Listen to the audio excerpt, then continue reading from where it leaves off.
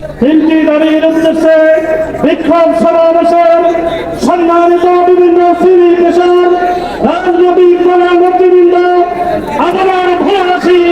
আসসালামু আলাইকুম ওয়া রাহমাতুল্লাহ।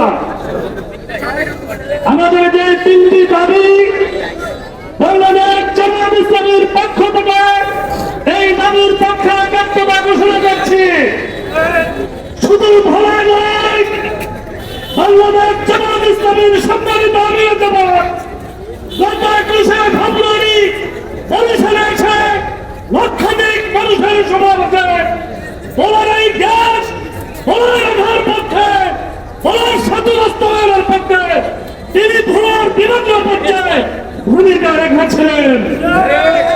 গত 25শে ফেব্রুয়ারি জামায়াত ইসলামীর সেক্রেটারি জেনারেল এই সরকারি স্কুল মাঠে লক্ষাধিক লোকের সমাবেশে সেই তিনটি দাবির পক্ষে ভূমিকা রেখেছিলেন।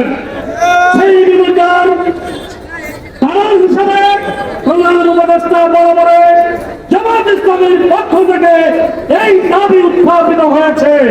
আশা করছি বাংলাদেশ জাতীয়তাবাদী দল বিএনপি, জাতীয় পরিষদ, সকল রাজনৈতিক দলের সিনিয়র নেতৃবৃন্দ যারা রাজধানী সহ বিভিন্ন জায়গায় আছেন, আমরা যদি সকলে একমত হয়ে দূর মত নির্বিচারে প্রধান উপদেষ্টার কাছে যদি দাবি উত্থাপন করতে পারি, তাহলে আগামী ভোলার উৎসবে যে আয়োজন হয়েছে সকল আয়োজনে আমরা কম সময়ের মধ্যেই আমাদের দাবি বাস্তবায়ন করতে পারবো।